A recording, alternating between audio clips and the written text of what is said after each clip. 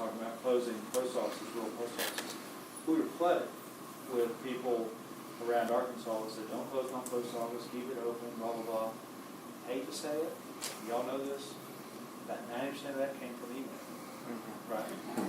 Yep. And so that's kind of the problem, right? I mean, that's one of the big changes. But it just is the way it is. And so, but they can't get their medication for you. no, that's right. And there's still these very essential And I agree, reasons.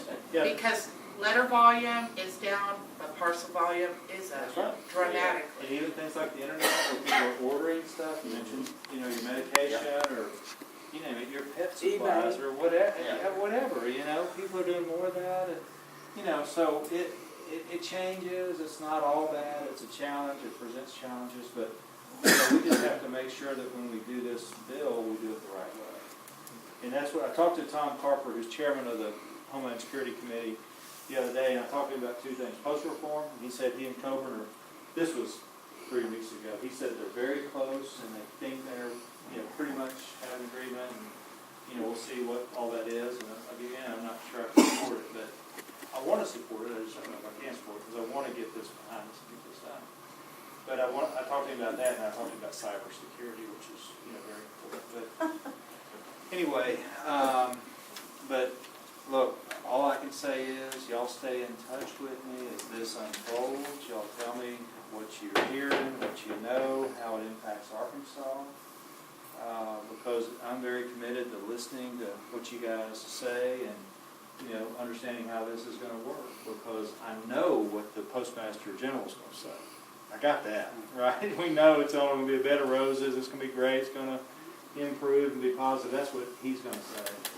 Like I said, I've locked horns with him before, and y'all seen that. But I want to know what y'all say about it. I want to hear. The ones we're asking right now that's just out on the support, as far as it's the HR 630 and the Senate Bill 316. That's the two ones that's out. That's right now we're asking for support on. Those two are addressing the retiree health benefits and the money up front. So 1486 is the underlying Senate bill. Sounds like that's the one that's probably going to be Coburn? Yes.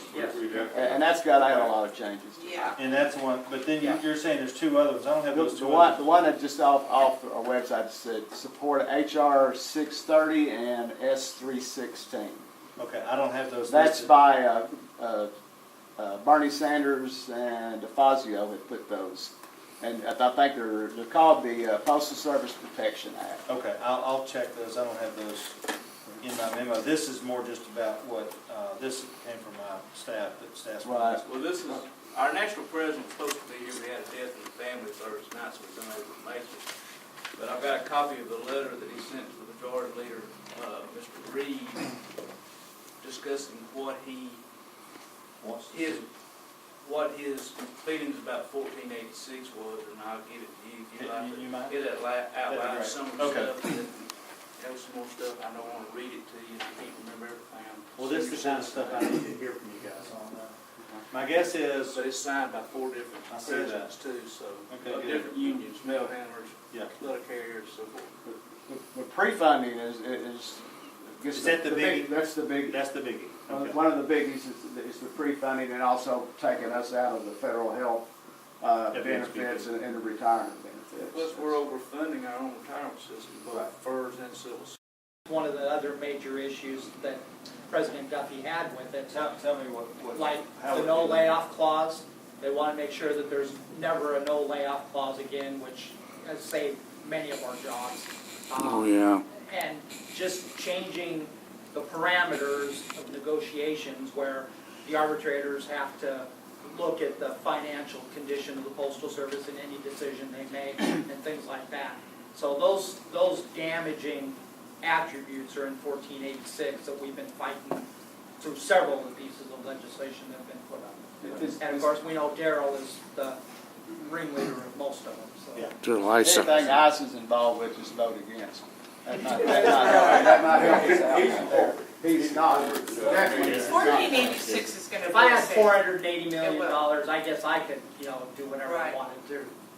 That's the period, that's the letter that was signed by the 4 unions on the Yeah, fourth. this will be good. I'll That, look that's, at we it. just. There's also some more information in there. We just, we wanna, I mean, we think we do a good job, a great job, and, you know, that money up front, yes, there's changes that need to be in the postal service, we agree.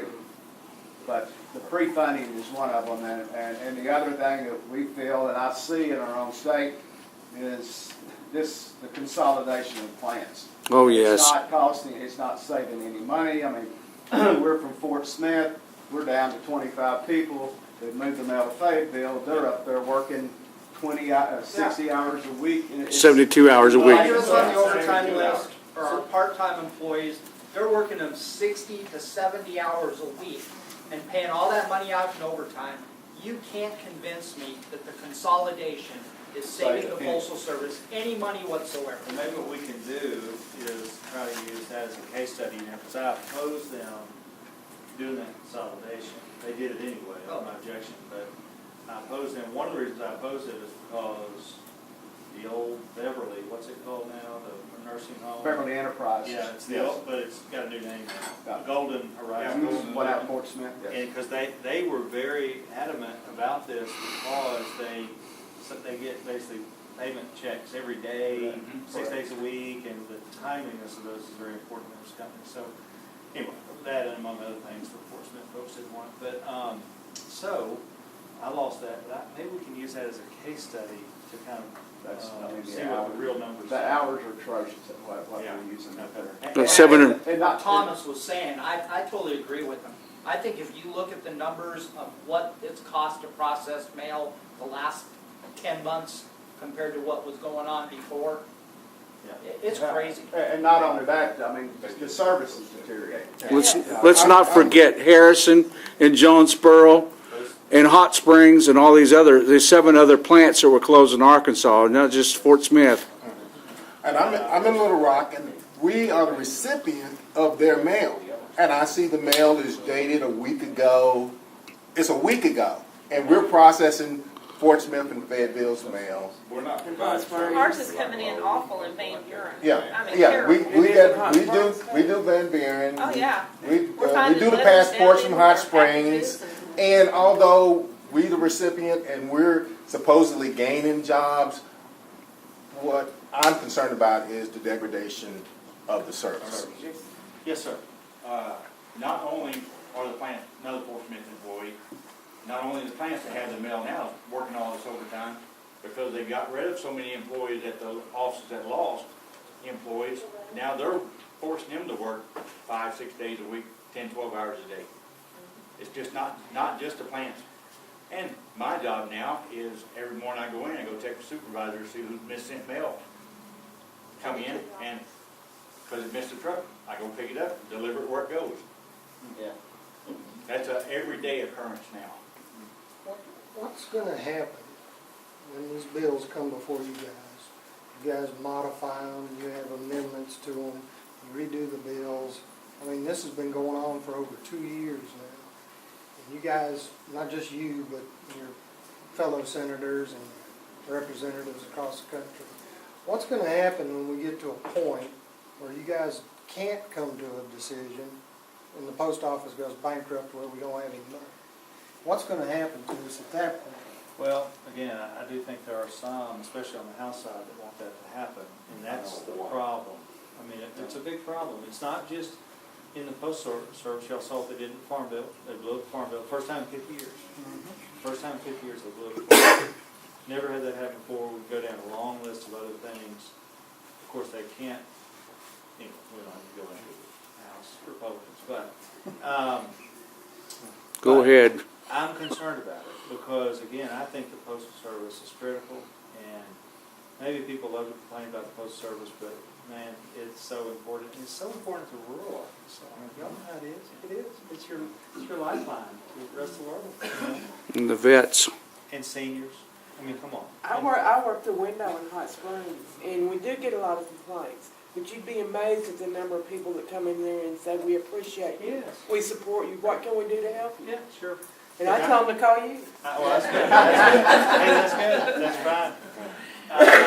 And I've seen lots of reports that say, well, the American people are okay with this, and the American people are okay with that. What American people are they talking about? Because they ain't the American people that I'm working with or that I see. Some of The Fox that- viewers. Well, some of that, I think, isn't some of that done by the postal, Postmaster General? I mean, hadn't he released some of that? Oh, sure. Yeah, he believes in the Lululand or whatever. What do we gotta do to get him? It doesn't exist. I mean, it's not reality. Yeah. You know, that's Well- not really how it is. And, you know, I'm not here just to bash on him, but let me take this opportunity to say. Now, actually, like I said, I've locked horns with him on several occasions, and I'm on a couple of committees that are important to him. So, anyway, he and I just don't see eye to eye on a lot of this. And my point is this, it's like I say with a lot of these other officials, show me the numbers. Give me your criteria. Be transparent here. Give me your criteria They've never been and show me the numbers, right? Just show me the numbers. If you can make your case, hey, I may not like it, but I'll agree with you if you make your case, but they won't do it. They won't give us never the have. Anybody can show you. Well, in the long run, you know, for retirees, they'll pay a little bit less. Sure, everybody else will have to pay a little bit more, Yeah. but it'll be better in the long run. A little bit more. He also already said paying our enough. contract was the solution, this new contract was the solution. He said that right after it happened. And now he says right the opposite. Well, like I said, I'm not really in this fan club, but we'll look at all this, and this is, I love y'all hearing this because this is the kind of stuff we need to know. And I hope y'all will stay in touch, is this, once the details are known about what sort of amendment we might be looking at here, I'd love for y'all to look at it and tell me what it means from y'all's perspective, because even, you know, with your national folks, I want to know what it means for Arkansas. You know what I mean? Because we get in a situation sometimes where you'll have a union or you'll have some sort of business association or whatever, and overall they feel one way, but it impacts Arkansas differently. I want to know how it impacts Arkansas. So if y'all can, you know, once this becomes available, like I said, I hadn't seen anything, I don't think my staff has seen anything either. Once y'all get your hands on it, I'd love for y'all to look it over and tell me what it means and how it works. And I would be surprised if some of y'all actually come to DC at some point in the next month or so as we're working on it.